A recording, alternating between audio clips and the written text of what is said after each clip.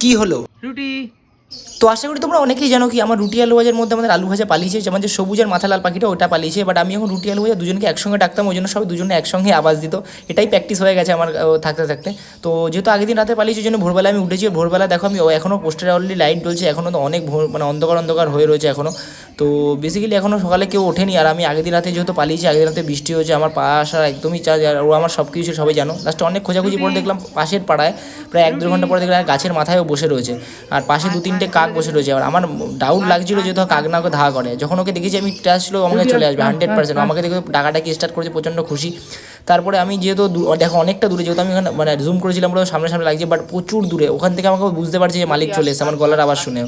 ঠিক আছে, আমি বাড়ির লোককে বললাম যে ও আসতে পারছে না, তুমি এক কাজ করো, আর একটা জোর বন্ধু আছে আমাদের, যে আর আমার রুটিটা আছে অ্যাকচুয়াল রুটি যেটা হলুদটা, তাকে নিয়ে আসো। তো দেখলে আরও ট্রাস্ট হবে যে হ্যাঁ ওটাই আমার মালিক, কারণ দুধ দিয়ে ছোটো ছোটো লাগছে, তো ছোটো চোখ অতটাও দৃষ্টি পাচ্ছে না, বাট ও অনেকটা কনফিউজ, ওটা হয়তো আমি।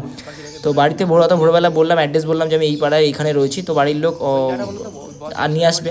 আর আমার কিন্তু মনে একটা ডাউট লাগছিলো, পাশে কাক বসে, জানি না ধাওয়া করবে না করবে, ঠিক আছে, এটা যেন পুরো কনফিউজ। আর ও আমার সব কিছু, তো আশা করি সবাই জন্য, মানে ওর জন্য আমি সব কিছু করতে পারি, ওর জন্য আমি একটা পুরস্কারও ঘোষণা করবো, কেউ যদি দেয় আমি তার জন্য 3,000 টাকা পুরস্কার করতে রাজি আছি। বাট ওটা একটা ভিডিও আসবে, ঠিক আছে, দেখতে পাচ্ছ। মানে তারপরে এখন ভোরবেলা সবাই আস্তে আস্তে লোক আসা শুরু করেছে।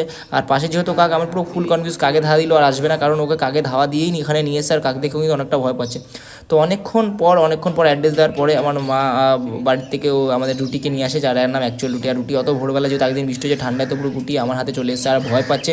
দূরে দেখো কাক, মানে ওকে বের করলে কাক ধাওয়া কেন করবে না, দেখো দেখো চারিদিকে কাক হয়ে গেছে, মানে বুঝতেই পারছি সকালে কেমন কাক থাকে। তারপরে হাঁটতে হাঁটতে আমার পা ব্যথা হয়ে যাওয়ার পরে আমি গাড়ি নিয়ে এসেছি, গাড়ি নিয়ে এসে সারা পাড়া খুঁজলাম, দেখলাম ওখান থেকে কাকে ধাওয়া করার পরে অন্য কোনো গাছে গেছে নাকি, দেখলাম কোথাও পেলাম না। তো ফাইনালি কাক তো ধাওয়া করে নিয়ে গেল, কোথায় নিয়ে গেল ভগবান জানে।